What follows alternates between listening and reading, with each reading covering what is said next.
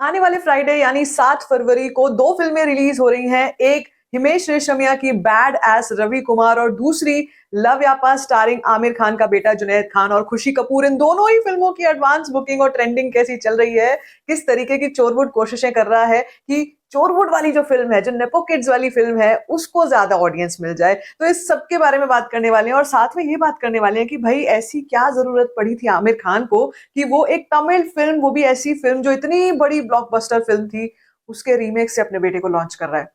तो सबसे पहले बात करते हैं बैड एस रवि कुमार की। ये एक ऐसी फिल्म है जिसका मासेस में धमाका चल रहा है और एडवांस बुकिंग्स भी ओपन हो चुकी हैं। वैसे मैं आपको बता दूं कि अगर बुक माई शो की ट्रेंडिंग चेक करनी हो ना इन दोनों ही फिल्मों की, तो वहीं से दूध का दूध और पानी का पानी हो जाता है।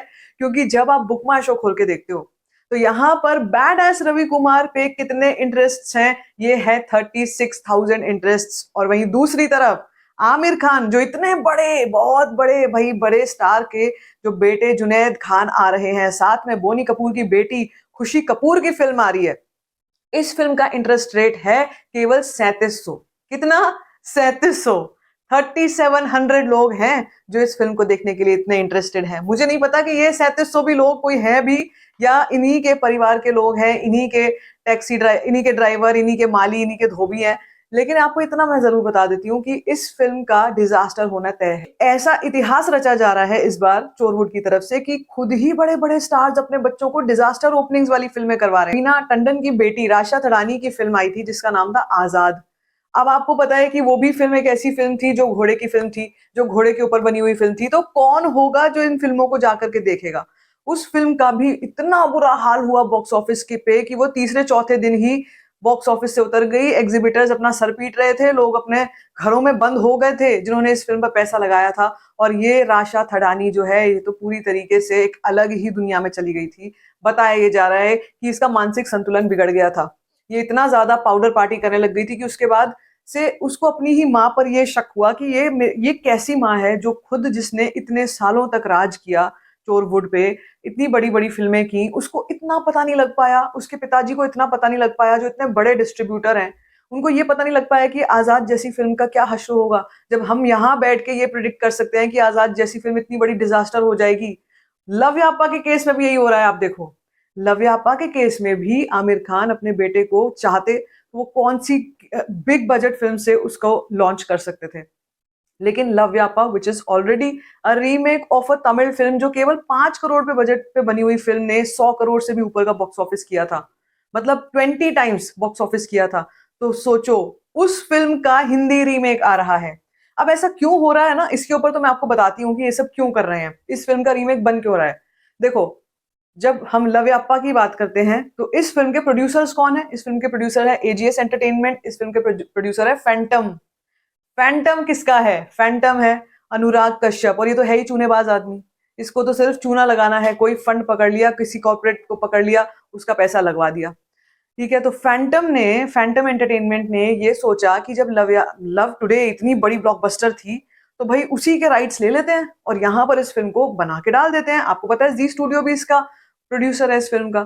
तो इस फिल्म को बेसिकली इन तीनों ने मिलकर के किया और उसमें जो कश्यप भाई साहब हैं, जो चूनेबाज हैं, चूनेबाज भाई साहब ने सोचा कि मैं कुछ ऐसा करता हूँ कि जिससे काफी ऑथेंटिक भी लगे ये फिल्म, ताकि जो देखने वाले हैं उनको लगे कि नहीं भैया, कुछ तो किया हुआ है इन्होंने। तो उन्होंने ओरिजिनल जो लव टुडे का एक्टर था प्रदीप, उस एक्टर से इस फिल्म की स्क्रिप्ट लिखवा ली, लव यापा की।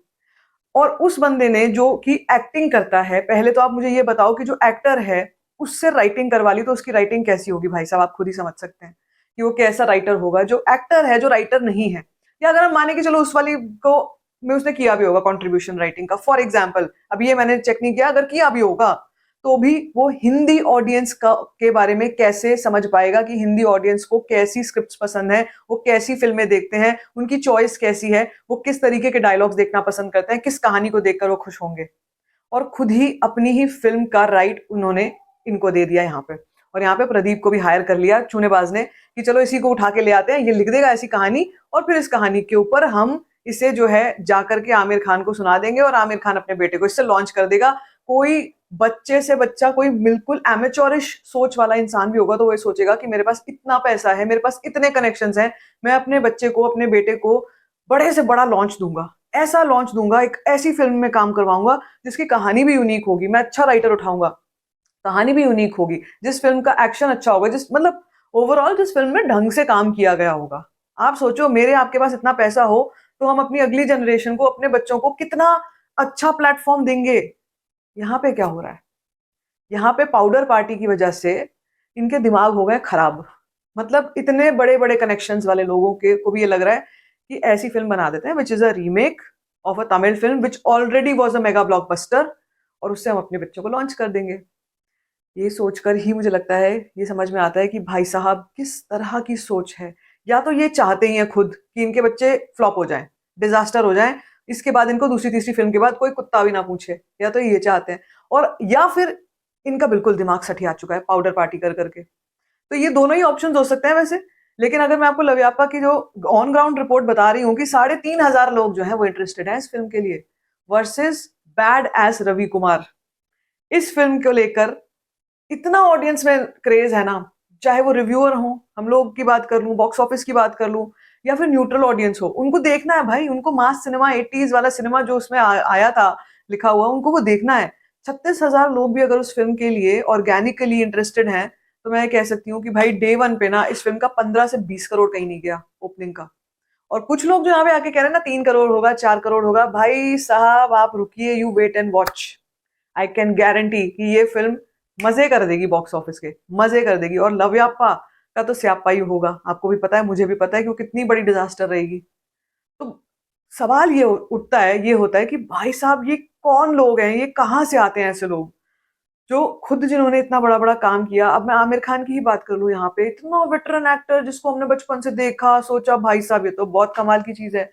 मगर जब पोल पट्टी खुलती है, अब जब सोशल मीडिया का जमाना है, सारा भेद छुप नहीं सकते, तो सब जब दिखता है ना, तो ये दिखता है, ये लगता है कि यार ये कौन सी दुनिया में रहते हैं भाई, ये कौन से बबल में रहते हैं, ये कौन सी दुनिया है जिसमें इनको ये लगता है भाई साहब मेरा बेटा देखो।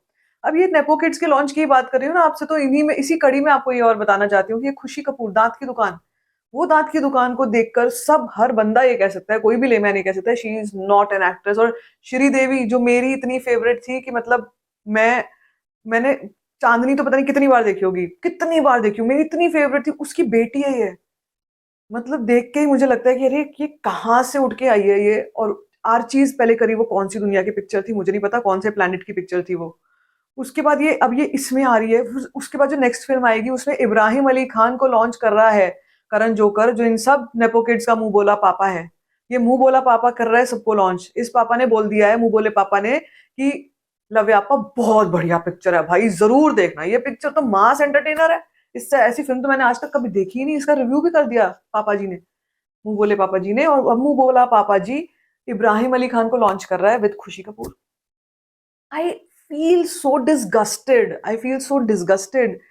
सिर्फ कॉन्टैक्ट्स होने की वजह से, या तुम किसी को 40 सालों से ब्लड लाइन को जानते हो, कोई ब्लड लाइन ऑब्सेशन जो है, तुम उसकी वजह से इतने ल्यूक्रेटिव बड़े बड़े प्रोजेक्ट्स जिनमें पैसा, अंधा पैसा लगा हुआ है, इतना इतने महंगे महंगे कॉस्ट्यूम्स वो पहन के घूम रहे हैं, और वो इतनी ल्यूक्रेटिव लोकेशंस, इतनी महंगी महंगी लोकेशंस पे जाके तुम शूट कर रहे हो, वो इनके लिए, इन चप्पल चोरों के लिए, लिटरली, जिनकी शक्ल ना अकल, जिनको बात करने की तमीज नहीं है, जिनको बोलने का लहजा नहीं है, जो पढ़े लिखे भी नहीं है, एजुकेटेड भी नहीं है, और जिनके लिए इतना कर रहा है भाई, मुंह बोला पापा इतना कर रहा है।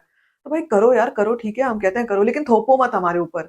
हमको ये मत बोलो कि तुम जाके ये फिल्म देखो। क्यों देखूं मैं ये फिल्म, क्यों देखूं मैं लव्यापा, क्या है इसमें ऐसा जो मैंने कभी नहीं देखा होगा। मैं देखूंगी तो मैं ओरिजिनल फिल्म देखूंगी ना, लव टुडे। सबको यही बता रही हूँ मैं, देखना तो ओरिजिनल देखना। ये लव्यापा देख के तुम अपना पैसा बर्बाद करोगे, टाइम बर्बाद करोगे इन लोगों के ऊपर। Don't do that until and unless कोई वर्दी है।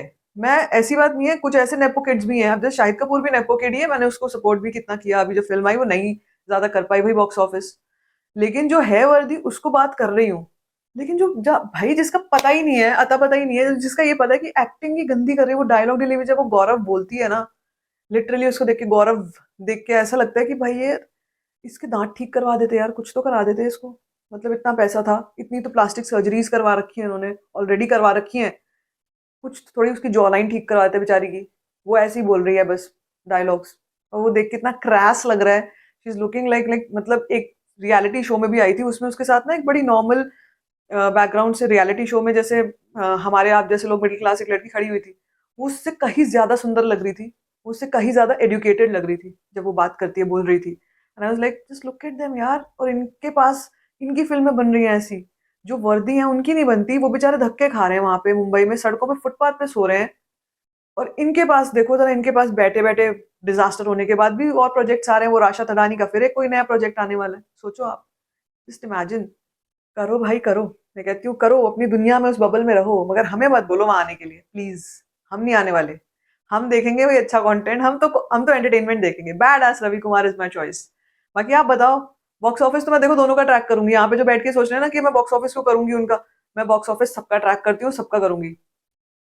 तो वो भी दिखाऊँगी आपको कि वहाँ क्या हो रहा है, यहाँ क्या हो रहा है। लेकिन आपको क्या लगता है इन दोनों में से कौन-सी फ़िल्म आप देखने वाले हो? Let me know in the comment section. बाकी if you like this video, give it a thumbs up, don't forget to share it and don't forget to subscribe to my channel, which is called story faction.